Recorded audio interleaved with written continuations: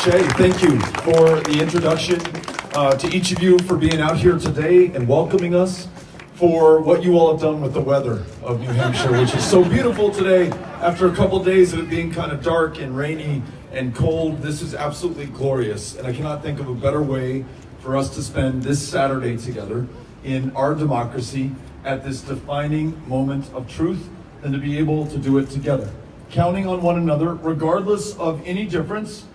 As we say in El Paso, no me importa to whom you pray, whether you pray at all, who you love,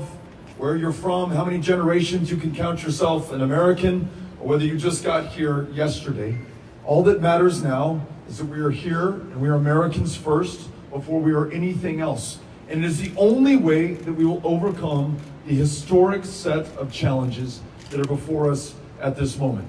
If we think about what we face, you mentioned climate, Shay. We know that this world has cooked a degree Celsius just since 1980, and that warming caused not by God nor by Mother Nature, but by all of us, is responsible for the floods, the fires, the droughts, the storms that we are seeing at historic, epic proportions, taking properties, entire communities, the lives of our fellow Americans and our fellow human beings. We also understand that on this trajectory, though we've warmed 1 degree Celsius so far, we will warm not 2, not 3, but 4 or 5 degrees unless we change course. And that warming, left unchanged, will make the devastation and the disasters that we've seen so far pale in comparison to what our kids and our grandkids and every generation that succeeds us will face. Anticipating their judgment and a reckoning that will come one way or another, understanding that we have a decade left to us to make sure that we do everything in our power, take the boldest possible positions, and then implement them not by half measure, nor by half steps, nor with only half the country, but all of us doing everything we can at this defining moment of truth to free ourselves from a dependence on fossil fuels, to make sure that we embrace renewable energy technologies like wind and solar, the next generation of storage, putting farmers in the driver's seat so that what they grow, it feeds not just this country, but so much of the rest of the world, can be grown in a more sustainable way, that more of their acreage can be kept under conservation, doing the public good, pulling more of that carbon out of the air and injecting it into the soil, opening up new markets and new technologies to them to make sure that every American, no matter how rural, how urban, how blue, how red, all of us do our part, and then this country once again takes its rightful role on the world stage to convene the other powers of the planet to do their part as well. That, and only in that way, can we make sure that we are up to this challenge that will define us forever. And I know that we can, because of leadership like yours and Amelia and others who helped to organize this here today, the changes that we are seeing in New Hampshire already, thanks to your leadership, the conversations that we're having not just about climate, but about guns, in a country that loses more than 30,000 of our fellow Americans to gun violence every year, a rate not seen in almost any other country, forcing us to either accept that we are inherently violent or bad, or there's something wrong with us, or that this is a human-caused problem with a human solution. And that solution, as I've heard from you and other young leaders across this country,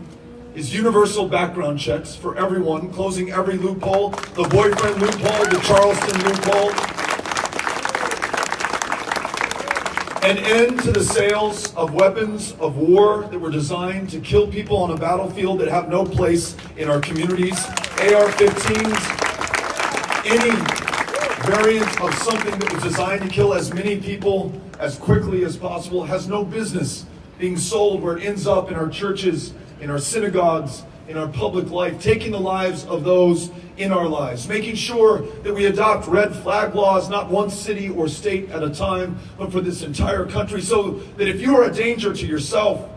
or someone else in your life or in my life, we stop you before it is too late. That change for which we've been waiting decades will be brought about by young people who force the conversation, who so often shock the conscience of this country to make sure that we do the right thing when it really counts. And that has been true for this generation and every generation that has preceded it. We think of those who met the last great existential threat to this country and the Western democracies in the 1940s, who willingly left this community for the beaches of Normandy, many of them knowing that they would not return back to this country, not alive.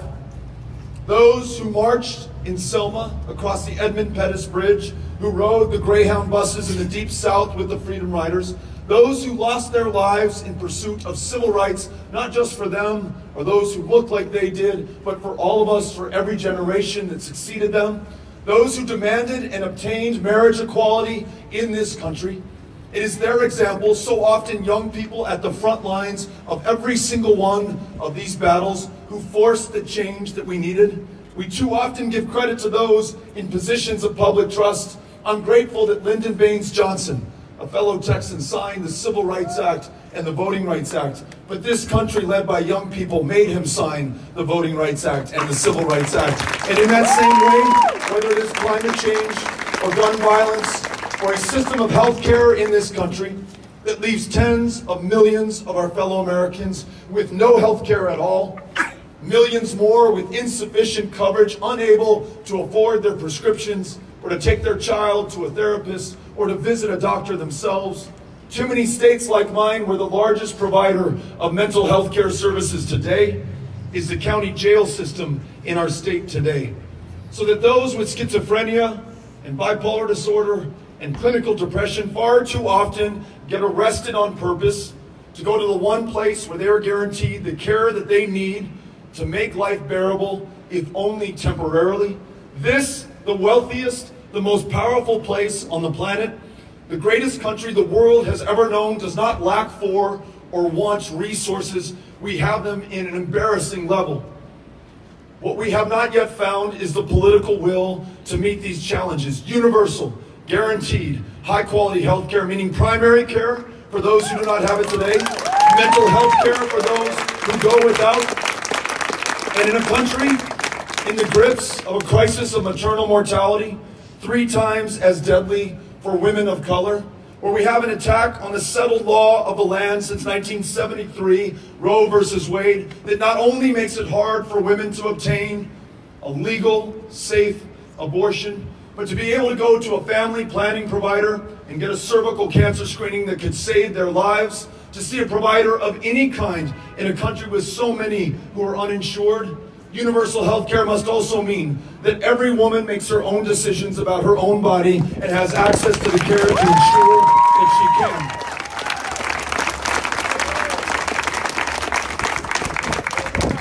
can. Your license plate says live free or die.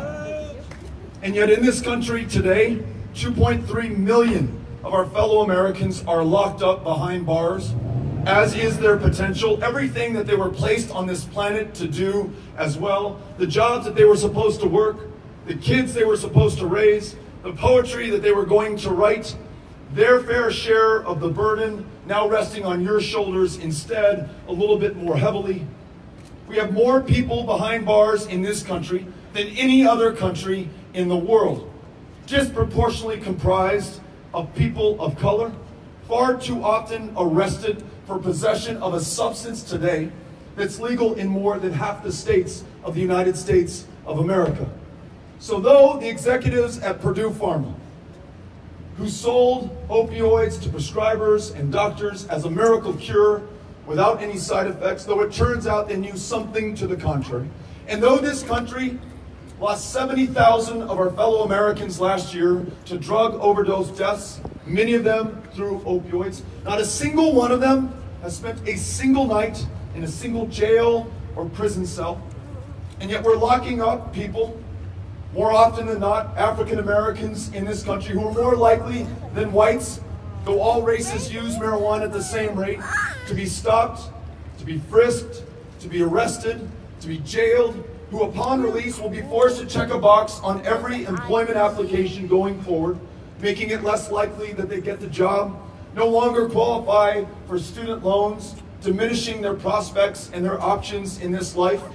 We absolutely need criminal justice reform and an end to the war on drugs and an end to the prohibition on marijuana and an expungement of the arrest record of everyone caught for possession of marijuana. But we have to go much deeper into a country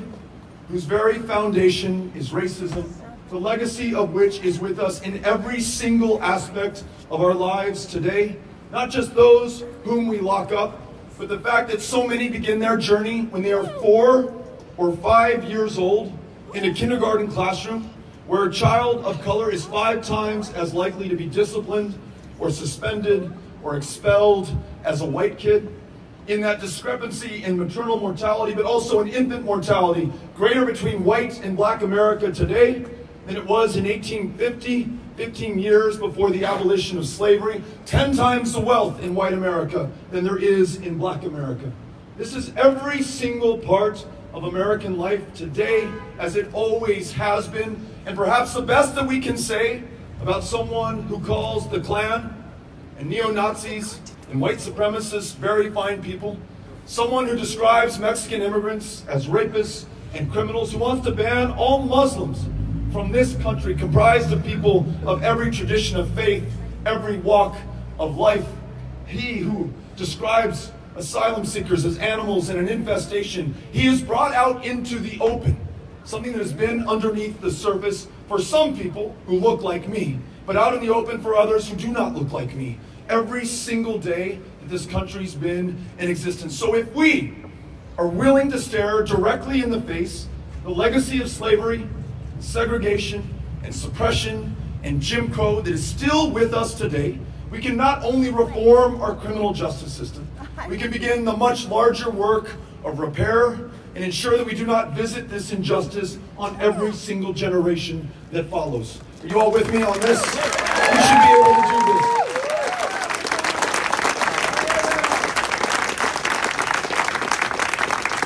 But if we're going to meet any single one of these challenges, if we're going to meet all of them, if we're going to meet the greatest of them,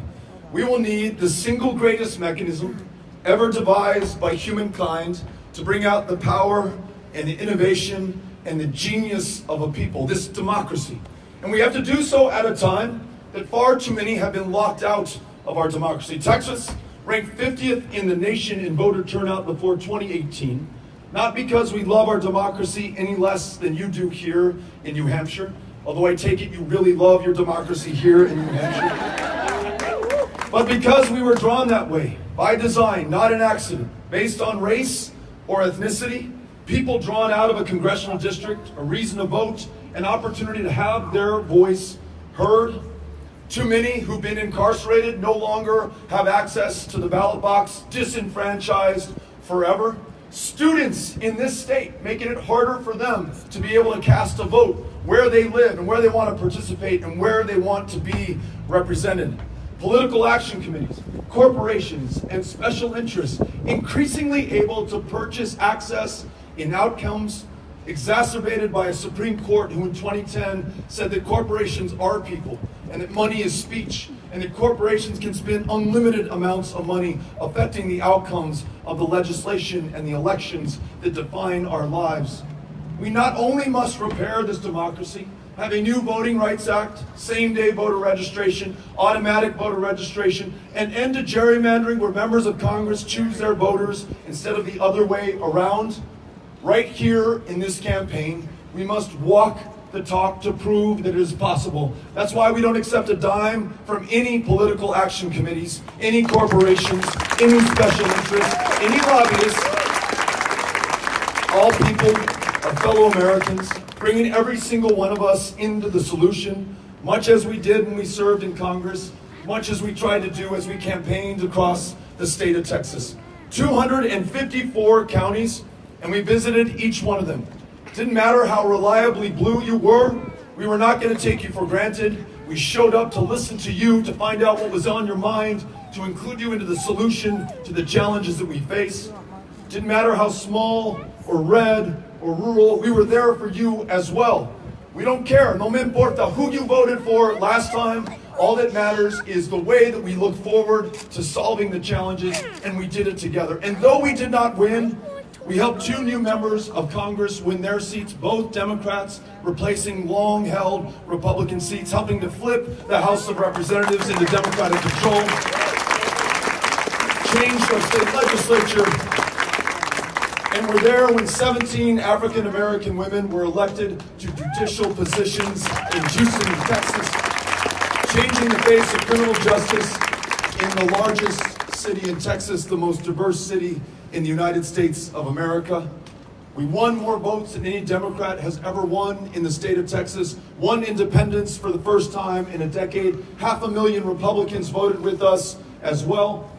And we had to do nothing less than show up with the courage of our convictions, with the willingness to listen, to learn, and incorporate everyone into the solution. That is what this country, so deeply divided, so highly polarized, so hyper-partisan, needs at this moment. All of us seeing ourselves in the future of this country, in the solutions to the challenges that we face, getting after it, and getting the job done. And at this moment, if we have someone who wants to make us afraid, keep us apart, make us angry at one another in the White House, the best way to meet that is to come together, defy the differences, make sure that we are forever known by our ambitions, our aspirations, the work, the service, the sacrifice we will bring to bear in order to accomplish them. That's why I'm here today. That's why I'm grateful that you're here today as well. Looking forward to listening to you, learning from you, and then being able to work together with you for this great country. Thank you all for having us out. We are grateful to be here. Thank you.